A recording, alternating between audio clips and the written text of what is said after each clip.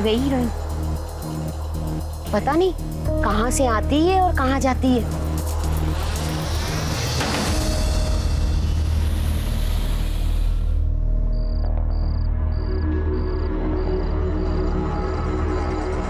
ये इतनी रात को कहाँ से आ रही है? ऐसा क्या काम करती है?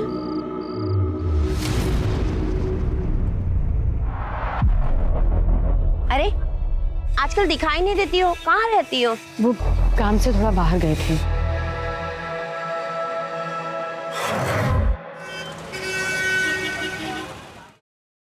हेलो। हाँ हाँ, हम समझ गए, आते हैं अभी। हाँ आते हैं। फरीदा, किसका फोन था? वो किराने वाले का था। बिरयानी का मसाला लाने बोले थे उसे, बोला आ गया है, हम बस लेकर आते हैं। ठीक है।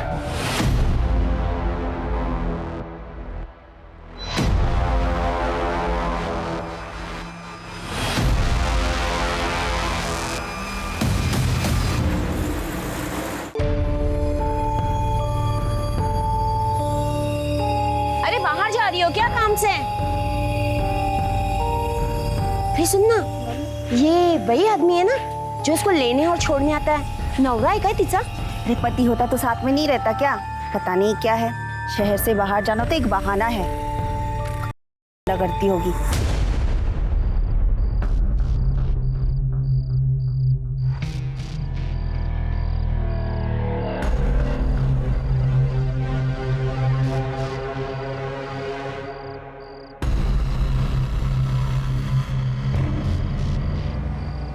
हम आ गए हैं, तुम हो यहाँ?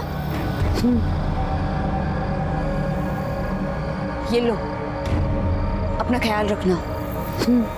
खुदा हाफिज।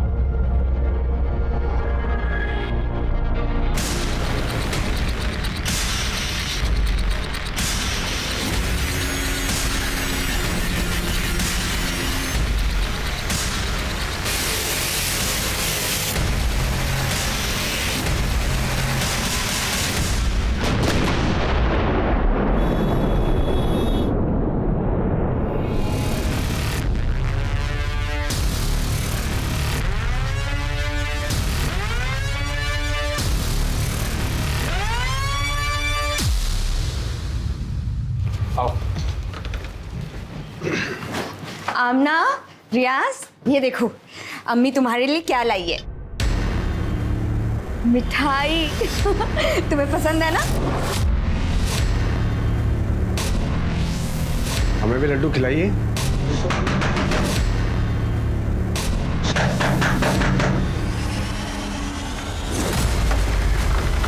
सर। फरीदा खातून। जी हाँ, मैं Farida. You're under arrest.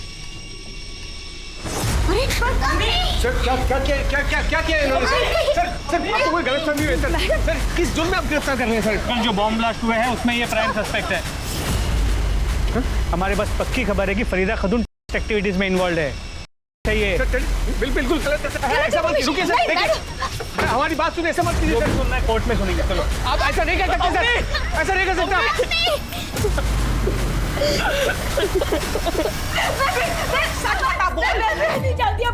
Sir हम आपके हाथ जोड़ते हैं सर। सर फरीदा बेकसूर है सर, ये आप क्या कर रहे हैं सर?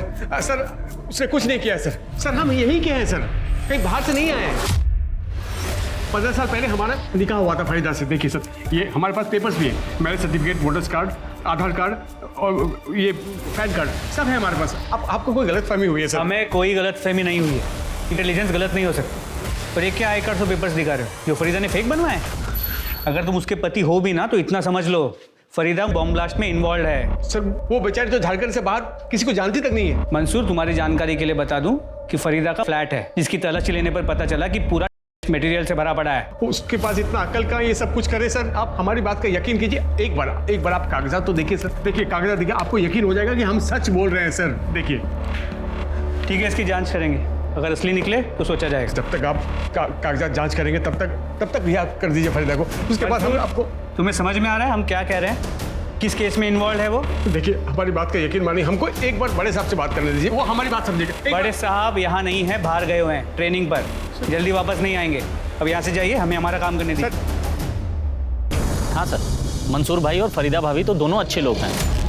कितने साल से देख रहा हूँ, कभी किसी से झगड़ा तक नहीं किए। फरीदा बेचारी घर गृहस्थी संभालने वाली सीधी सादी औरत है। ये सब क्या तमाशा हो रहा है, कुछ समझ में नहीं आ रहा है। क्या बताएं क्या है।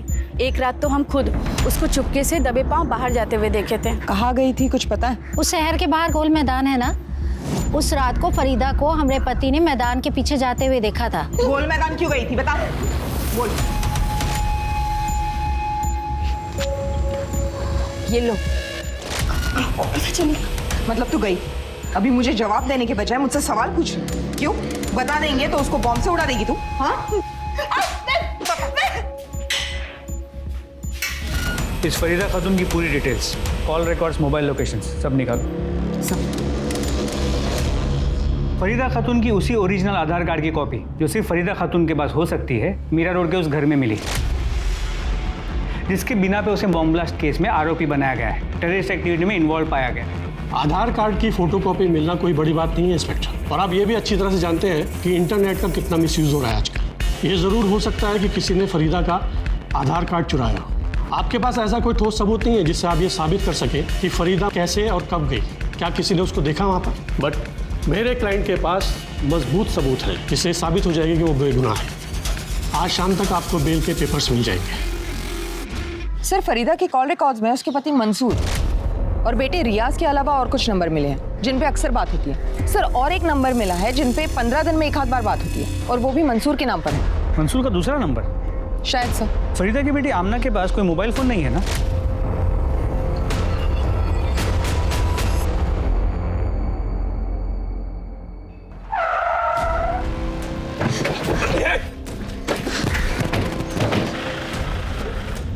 कौन हो आप लोग? हमें जाने दो ना। करता देखो, हमको अटका रही है। सर, फरीदा की मोबाइल लोकेशन से ज्यादा कुछ हाथ नहीं लगा है, क्योंकि उसका लोकेशन अक्सर उसके घर का या उसके आसपास के एरिया का था। शायद एक आध बार शहर के बाहर गई हो, लेकिन वो भी गोल मैदान जैसी जगह पर। और ऐसी जगह जाना कोई अजीब बात है नहीं, क्योंकि मार्केट, स्कूल सब वही है। हो सकता है फरीदा ने जानबूझकर ऐसी जगह सिलेक्ट की हो जिस पे कोई शक ना करे। हो सकता है ये सब कुछ उसके ट्रेनिंग का हिस्सा हो।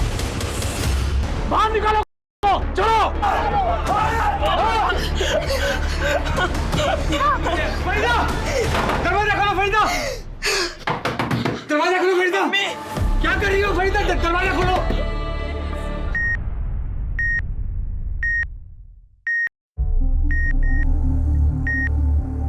फरीदा खातून कैसी? खुदा के वास्ते आप झूठी हमदर्दी दिखाना बंद कीजिए सब। आप ही लोगों के झूठे इल्जाम की वजह से हमारा परिवार इस हाल में है। मंसूर जी, हमारी आपसे कोई निजी दुश्मनी नहीं है, हम सिर्फ अपना काम कर रहे हैं, और आपकी हिफाजत भी हमारा काम है। इसलिए आज के बाद से 2 कांस्टेबल हमेशा आपके घर के बाहर रहेंगे, ताकि आज जो हुआ है वापस ना हो। नहीं नहीं, हमें आज रात ही मिलना होगा। जैसे हालात हैं, कल का कोई भरोसा नहीं। सर हमारी बीवी फरीदा और हमारी बेटी अमना सुबह से गायब है सर। पूरा घर ढूंढा पर वो लोग कहीं नहीं मिले सर। हम आपके हाथ जोड़ते हैं सर, उनको ढूंढ लीजिए सर प्लीज। आपने उन दोनों को आखिरी बार कब देखा? सर जब हम सोने गए थे कमरे में तब देखा था।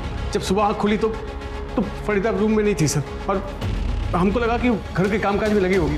फिर पूरा घर ढूंढा तो पता चला कि फरीदा ही नहीं, बेटी भी गायब है सर। अमना, आपने फरीदा का फ़ोन चेक किया? अपने साथ ले गई है या घर पे रखा है? लगता है ले गई होगी, क्योंकि घर में हमें फ़ोन नहीं मिला और हमने फ़ोन लगाया भी, फ़ोन बंद आ रहा है सर। सिंह, इनकी कंप्लेंट इमीडिएटली लिखवा लो। आप इनके साथ जाइए। सर, कहीं ऐसा तो नहीं कि बेइज्जती और बदनामी की वजह से वो घर छोड़ के चली गई हो, या फिर उसने आत्महत्या कर ली हो? क्योंकि इसके पहले भी उसने सुसाइड करने की कोशिश की थी। अगर उसने आत्महत्या की है तो उसकी बॉडी कहीं ना कहीं तो मिलेगी, लेकिन अगर बॉडी नहीं मिली तो दूसरी पॉसिबिलिटी ये है कि फरीदा सच में और वो फरार हो। लेकिन सर, अगर फरीदा सच में है और फरार हुई है तो वो अपनी बच्ची आमना को लेकर क्यों जाएगी? फरीदा के फ़ोन के पिछले 1 महीने के कॉल रिकॉर्ड से मोबाइल लोकेशंस निकालो, हो सकता है उससे कुछ हेल्प हो जाए। सर,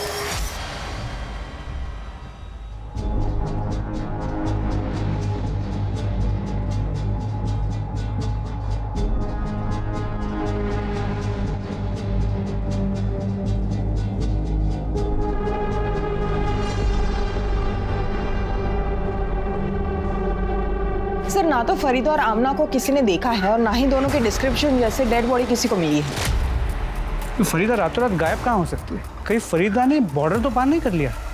कि फरीदा जा कहाँ सकती है?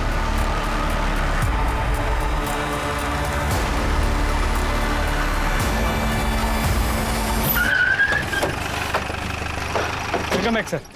ट्रेनिंग कैसी रही? ट्रेनिंग के बारे में बाद में बात करेंगे, पहले फरीदा खातून का क्या केस है वो बताओ। सर जिस दिन से फरीदा और आमना गायब हुए हैं उस दिन से हम फरीदा का फ़ोन ट्रैक कर रहे हैं। सभी जगह तलाशी भी ली लेकिन कोई लीड नहीं मिली। सर फरीदा के मोबाइल लोकेशन के अकॉर्डिंग उसकी लास्ट लोकेशन शहर के बाहर ओल्ड माइंस की दिख रही है।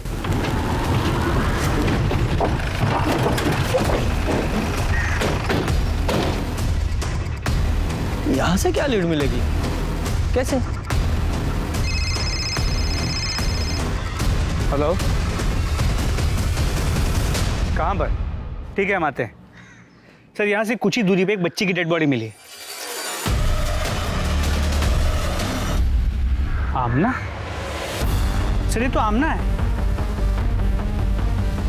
लगता है चाकू से मारा गया है। सिंह, आसपास मर्डर वेपन चेक करो। सर। पूजा, तुम्हें क्या लगता है ये आमना को कौन मार सकता है? फरीदा? सर मुमकिन तो है, ये हो सकता है कि फरीदा भागने की कोशिश कर रही थी। आमना ने उसे देख लिया, उसका पीछा किया, शायद उसके साथ जाने की जिद भी की। फरीदा उसे साथ में ले नहीं जा सकती थी इसलिए मार दिया। तुम्हारा मतलब है कि बेटी माँ पे बोझ बन सकती थी इसलिए मार दिया।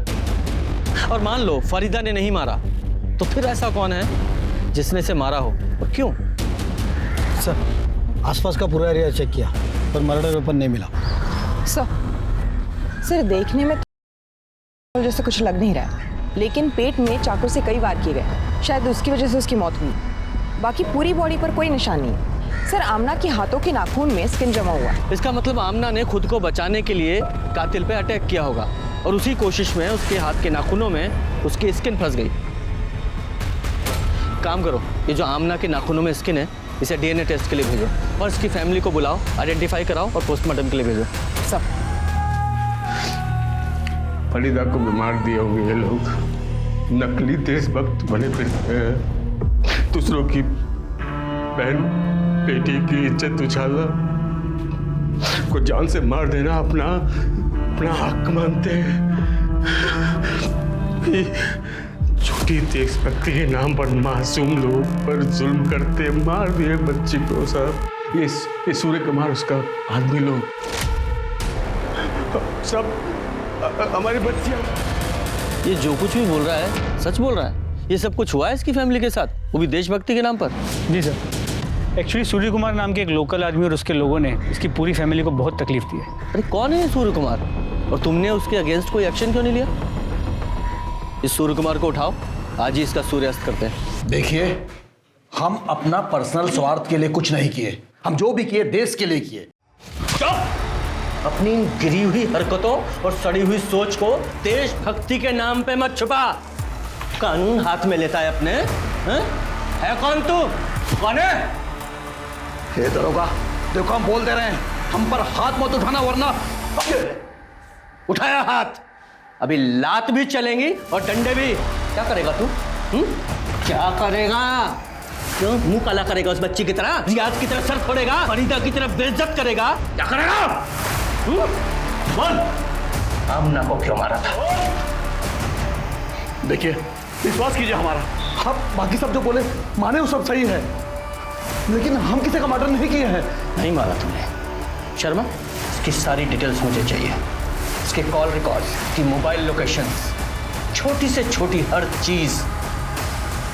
पहले ही केस में इतनी कॉम्प्लिकेशंस है और बढ़ती ही जा रही हैं। समझ में नहीं आ रहा है। इसे सॉल्व करने के लिए इसे शुरू से देखते हैं। बम ब्लास्ट में फरीदा खातून इन्वॉल्व थी, ये इन्फॉर्मेशन कहाँ से मिली? मुंबई पुलिस के बोरीवली मेन ब्रांच से। इसका मतलब मुंबई चलना पड़ेगा, शायद वहीं से पता चले ये फरीदा कहाँ है।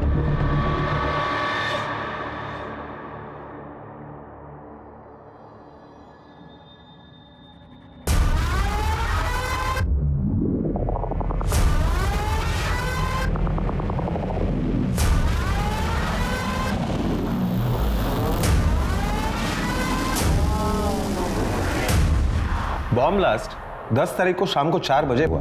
उसी रात एक गुमनाम आदमी ने हमारे कंट्रोल रूम को फोन करके ये बताया कि मीरा रोड के गणेश नगर में एक औरत रहती है जो इस बॉम्ब ब्लास्ट में इन्वॉल्व है।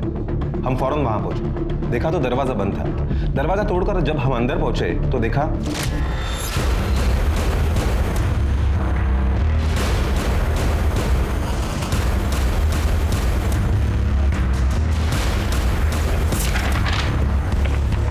फरीदा खातून, हजारीबाग, झारखंड। अहो साहेब, आम्हाला तिच्याबद्दल काहीच नाही माहिती। हाँ, आते जाते देखते थे उसको। आधी आधी रात को आती थी। एक आदमी आता था उसको छोड़ने के लिए। उसका क्या वास्ता था उससे वो नहीं पता हम लोग को। उस लड़के की शक्ल याद है? वो क्या है ना, कभी टोपी, चश्मा, हेलमेट लगाता था ना, तो कभी उसका चेहरा नहीं देखा। वो औरत है ना, यहाँ भाड़े पे रहती थी और किसी से वास्ता नहीं रखती थी। जी हाँ सर, फरीदा खातून मेरे ही घर में रेंट पे रहती थी। वैसे कभी मैंने उसका चेहरा देखा नहीं, क्योंकि उसका चेहरा हमेशा ढका हुआ रहता था। उसके साथ जो रेंट का एग्रीमेंट किया था उसका रजिस्ट्रेशन करवाया था आपने? जी हाँ सर, मैं चालू काम तो कभी करता ही नहीं। ये उस औरत की रेंटल एग्रीमेंट की कॉपी है, जिसमें उसका चेहरा साफ साफ दिखाई दे रहा है। इन्हीं सब इंफॉर्मेशन के बेसिस पर हमने फरीदा खातून के नाम पर अलर्ट जारी करवाया, जिसे आप लोगों ने भी कंफर्म किया। हमें लगता है कि बॉम्ब ब्लास्ट करने के बाद वो तुरंत झारखंड भाग गई। देखिए सर, हम ये नहीं कहते कि आपकी इन्वेस्टिगेशन गलत है, लेकिन इससे सिर्फ इतना प्रूव होता है कि जिस औरत ने वो घर रेंट पे लिया था वो फरीदा खातून थी। लेकिन हमारी इन्वेस्टिगेशन में ये बात सामने आई है कि फरीदा कभी झारखंड के बाहर गई ही नहीं और फिलहाल गायब। गायब? कहाँ गई वो? IDs madam, IDs IDs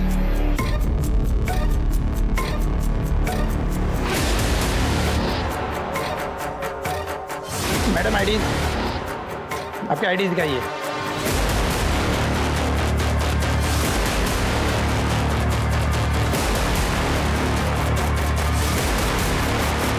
Farida Khatun, you are under arrest. Mumbai में तो कुछ नहीं मिला, अब फरीदा को यहीं तलाश करना पड़ेगा। जी सर।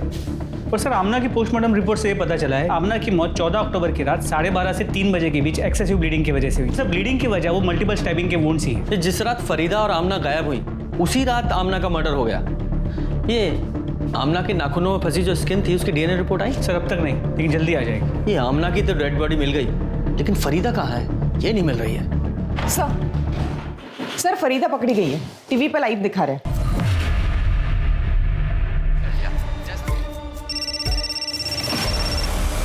हेलो, हाँ ठीक है, ले आइए। फरीदा खातून को यहाँ ला रहे हैं। याद दिला दे कि वही फरीदा खातून है जिसका हाथ ब्लास्ट में था। इसने कई मासूम लोगों की जान ली।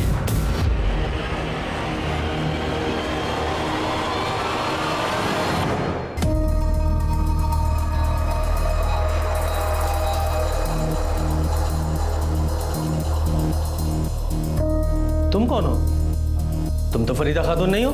सर, यही बात तो मैं कब से इन लोगों को बताने की कोशिश कर रही हूँ, पर कोई मेरी बात सुन ही नहीं रहा है। सर, मेरा नाम रेशमा थापा है और मैं नेपाल की सिटीजन हूँ। मीरा रोड मुंबई से मैं अपनी कंट्री नेपाल वापस जा रही थी जब उन लोगों ने मुझे पकड़ लिया। एक मिनट, तुम वही लड़की हो ना जो मुंबई के मीरा रोड में गणेश नगर में रेंट पे रहती थी? जी सर। लेकिन जब तुम्हारे पास खुद की आइडेंटिटी है तो फिर तुमने फरीदा खातून के नाम पर वहाँ घर रेंट पर क्यों लिया? सर, 6 साल पहले मैं नेपाल से मुंबई आई थी, यही सोचकर कि फिल्म इंडस्ट्री की नई सुपरस्टार बनूंगी। फिर सर, मेरे ओरिजिनल डॉक्यूमेंट्स चोरी हो गए और बिना अपने डॉक्यूमेंट्स के किसी दूसरे देश में रहना मुश्किल था। पर मैं बिना कुछ बने, बिना कुछ किए वापस नहीं जाना चाहती थी। इसीलिए मैं अपने ओरिजिनल डॉक्यूमेंट्स की रिपोर्ट लिखवाने के लिए पुलिस स्टेशन गई, जहाँ मैं मिलिंद धोत्रे से मिली। सर, उसने मुझे मिलने के लिए होटल में बुलाया। रेशमा, तुम टेंशन क्यों ले रही हो? मैंने कहा ना, बी कंफर्टेबल। और सर, ये पहली बार था जब उसने मुझे मदद करने के बहाने से बुलाया और मेरी ड्रिंक में कुछ मिला के मुझे बेहोश कर दिया और मेरी बेहोशी का फायदा उठा किया और सर उसकी वीडियो बनाई और बाद में मुझे ब्लैकमेल करता रहा और फिर ये सिलसिला चलता रहा। उसका जब मन करता, जहाँ मन करता वो मुझे बुलाता था। सर, उसी ने मुझे फरीदा खातून नाम की एक लेडी का आधार कार्ड दिया। उस पर फोटो मेरी लगी थी सर। उसी आधार कार्ड के बेस पे वो मुझे रेंट पे घर दिलाया करता था। सर मुझे अपनी असली आइडेंटिटी छुपानी पड़ती थी, इसीलिए मैं हमेशा किसी से बातचीत नहीं करती थी। फिर सर 2 महीने पहले मुझे पता चला कि मैं प्रेग्नेंट हूँ। सर मैंने बहुत कोशिश की उसे मनाने की मुझसे शादी कर ले, और सर मैंने उसे धमकाया भी कि अगर वो मुझसे शादी नहीं करेगा तो ये मैं साबित कर दूंगी कि ये बच्चा उसी का है। फिर सर मैंने सोचा कि वो तो खुद एक पुलिस वाला है जो मेरी नकली आइडेंटिटी बना सकता है, तो वो कुछ भी कर सकता है। इसीलिए मैंने डिसाइड किया 5 तारीख को सुबह 6:30 बजे मैं घर से निकल गई। सर हाईवे से मैंने पहली बस ली जो नासिक जा रही थी, फिर वहाँ से दूसरी, फिर तीसरी। सर इन सब में मेरे सारे पैसे खर्च हो गए। फिर मैंने अपनी ज्वेलरी बेच दी। तो सर मैंने डिसाइड कर लिया कि मैं नेपाल चली जाऊंगी। कम से कम वहाँ मेरी फैमिली तो है जो मुझे और मेरे बच्चे को देख सकती है। सर मैं वहीं जा रही थी। जब उन लोगों ने मुझसे आईडी प्रूफ मांगा तो सर मैंने फरीदा खातून का आधार कार्ड दिखा दिया, और सर उन लोगों ने मुझे टेररिस्ट समझ के पकड़ लिया। तुम्हें पता है जिस दिन तुम मुंबई से भागी थी यानी कि 5 अक्टूबर को, उसी दिन बॉम्ब ब्लास्ट हुआ था? नहीं सर, मुझे इन सब के बारे में कुछ नहीं पता। अभी जो कुछ भी तुमने बताया है अगर वो सच है तो ये मिलिंद धोत्रे अब तुम्हें कभी परेशान नहीं करेगा। सर आपको गलत इंफॉर्मेशन मिली है, मैंने कुछ नहीं किया है। एक डीएनए रिपोर्ट ये साबित कर देगी कि रेशमा के पेट में जो बच्चा है ना वो तेरा है, और फिर तेरी सारी कहानी खत्म। बता सच्चाई क्या है? इसे नहीं मानेगा। सर वो रेशमा सही बोल रही है। मैंने नशे की दवाई उसको शराब में मिला के पिलाई थी। सर मैंने उसको फरीदा खातून के नाम से अलग अलग जगह पे भी रखा था। सब कुछ ठीक चल रहा था सर, फिर वो शादी की रट लगाने लगी। अभी मैं अपने बीवी बच्चों को कैसे छोड़ सकता हूँ सर? इतना वफादार है तू? आगे बोल। वो 5 तारीख को जो बॉम्ब ब्लास्ट हुआ था ना, तो मुझे आइडिया आया कि मैं रेशमा को उसमें फंसा दूंगा। इसके लिए उसके घर में गया और टेरर सेल एक्टिविटी में जो पैम्पलेट्स हम लोग को मिले थे वो मैंने उसके घर में फैला दिया। सर मेरे को मालूम नहीं था कि वो सुबह ही जा चुकी है। मुझे लगा बेडरूम में सो रही है। उसके बाद मैंने पुलिस को गुमनाम कॉल किया। मुझे लगा सर कि वो एक बार बॉम्ब ब्लास्ट के केस में अंदर जाएगी तो ज़िंदगी भर प्रूफ नहीं कर पाएगी कि वो टेररिस्ट नहीं है। धोत्रे अब तू जिंदगी भर कुछ प्रूव नहीं कर पाएगा। मोरे चार्जशीट बनवाया जी। सर सुनिए साहब, आप जो औरत को बॉर्डर से लाए हो वो फरीदा खातून नहीं है, वो कोई और है। लेकिन तुम्हें कैसे पता? उसकी शक्ल तो हमने कहीं दिखाई नहीं है। क्योंकि फरीदा खातून पिछले 2 दिन से हमारे पास थी, हम उनको पहचानते हैं और पोस्टर भी देखे हमने। थी मतलब? अब कहाँ है? मालूम नहीं साहब, शहर के बाहर हमारा चाय का ठेला है। कुछ दिन पहले एक आदमी आया था, उसने कहा यहीं पास में खाना बनाकर दे सकते हो? हमने कहा हाँ। उसने कहा कि दरवाज़ा बंद रहेगा, औरत को खाना देकर दरवाज़ा बंद करके जाना। लेकिन जब हम वहाँ पहुँचे तो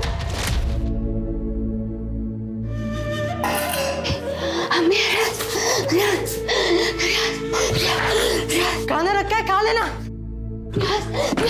हम 3 दिन तक उसको खाना देते रहे, लेकिन उस औरत की हालत बिगड़ती जा रही थी और हम समझ गए वो आदमी उसके साथ गलत कर रहा है।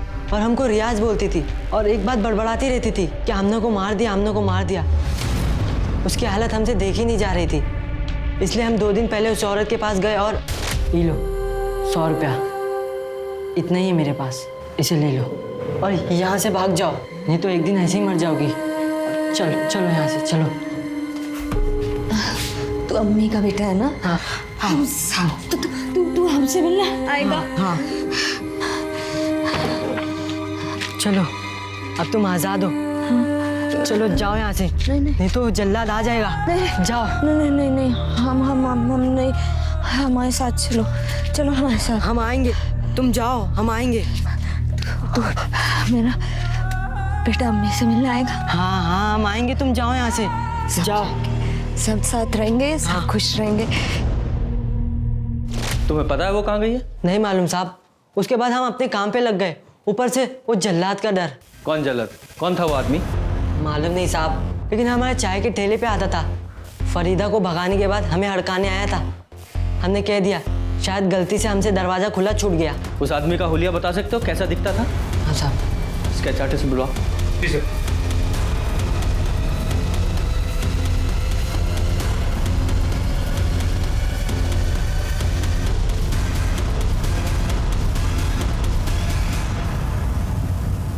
पक्का यही आदमी था? हाँ साहब, यही था। और माथे पे एक लाल टीका भी था। तेरा ही आदमी है ना ये? नाम क्या है इसका? कौन है ये? तो हम अरे ये तेरे ही यहाँ का टाइम नहीं है। बोल। बलराज मिश्रा। बलराज मिश्रा है। कहाँ मिलेगा ये? फरीदा कहाँ है? कहाँ रखा है तूने उसे? वो तो भाग गई। कहाँ है, कहाँ गई, हमको कुछ नहीं पता। मतलब तू मान रहा है कि तूने उसे किडनैप किया था? कहाँ से किडनैप किया था तूने उसे? हैं? कहाँ रखा था? सर एक रात हम घर जा रहे थे।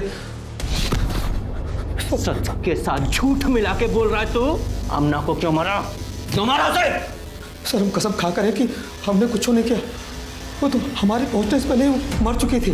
हम तो खाली उस को अपने साथ ले गए थे।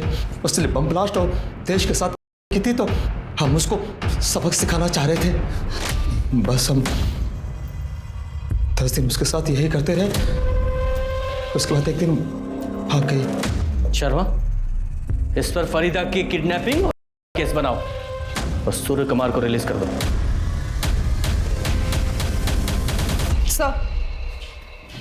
सर एक इन्फॉर्मेशन मिली है, मंसूर के घर में उसके साथ कोई और औरत रह रही है। कौन? सर ये तो कह नहीं सकते, किसी ने उसका चेहरा नहीं देखा है। कहीं वो फरीदा तो नहीं है?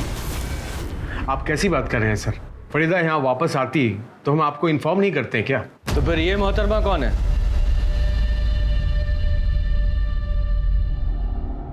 सर ये हमारी पहली बीवी जीनत है।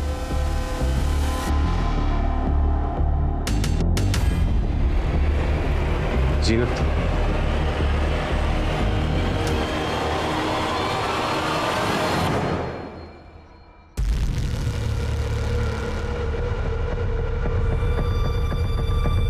सर 15 साल पहले हम जीनत को तलाक दे दिए थे क्योंकि ये कंसीव नहीं कर सकती थी और हमें अपनी औलाद चाहिए थी, इसलिए हमने फरीदा से निकाह कर लिया। जी सर, फरीदा के गुमशुदा होते ही और आमना के कत्ल का पता चलते ही हम आ गए खैर खबर लेने। फरीदा घर से गायब हुई तो जीनत को बुला लिया। चल क्या रहा है ये तेरा? कहीं तूने ही तो फरीदा को गायब नहीं किया? सर कैसी बात कर रहे हैं सर आप? सर फरीदा के गुमशुदा होने और आमना के कत्ल का पता चला तो एक खैर खबर लेने घर आ गई।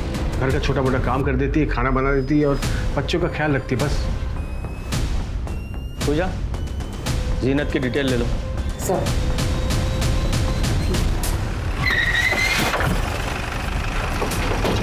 सर चाकू से पेट पे अनगिनत वार किए गए। जिसने भी फरीदा को मारा है उसने ये कंफर्म किया कि वो बचेगी नहीं। सर इस तरफ इसका मर्डर भी ठीक उसी तरह हुआ है जिस तरह से आमना का। ये दमयंती है, मंदिर के बाहर भीख मांग के अपना गुजारा करती है। सबका कहना यह है कि फरीदा सिर्फ इनके साथ ही बात करती थी। फरीदा के बारे में आप कुछ बता सकती हैं? ये कुछ दिन पहले यहाँ आई थी, मंदिर की सीढ़ियों पर बैठकर भीख मांगा करती थी। साहब यहाँ के लोकल गुंडे हैं ना, उसको उतना ही पैसा रहने देते थे कि वो पेट भर के खा सके। कभी कुछ नहीं बोलती थी साहब, बस खामोश रहा करती थी। कभी कभी बड़बड़ाती रहती थी कि आमला को मार डाला, आमला को मार डाला। वो रियाज को याद करती रहती थी। हमने पूछा भी, 2 दिन पहले अचानक उसने कहा कि मुझे फोन करना है। किसको फोन किया था उसने? मुझे तो पता नहीं। अच्छा आप बता सकती हैं कौन था वो आदमी जिसके फोन से फरीदा ने कॉल किया था? नहीं, मैं तो नहीं जानती हूँ। साहब फरीदा ने किसके फोन से कॉल किया था मुझे क्या पता। हजारों श्रद्धालु आते जाते रहते हैं यहाँ पे। शर्मा, मंसूर से बॉडी आइडेंटिफाई करा के पोस्टमार्टम के लिए भेजो। सर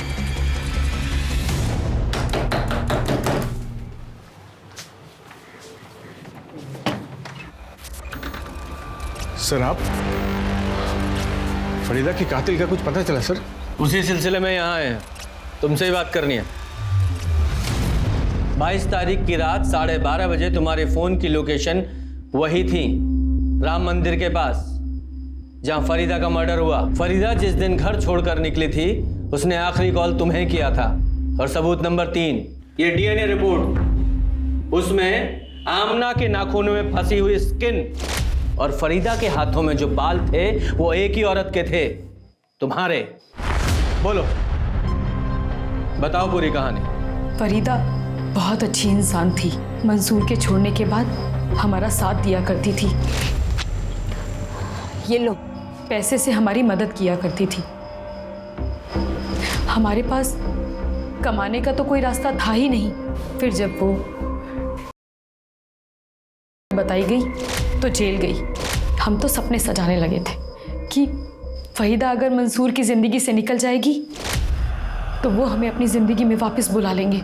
फिर पता चला कि फरीदा खुदकुशी करने में नाकाम हो गई है। एक रात उसका फ़ोन आया कि आज ही उससे मिलना होगा।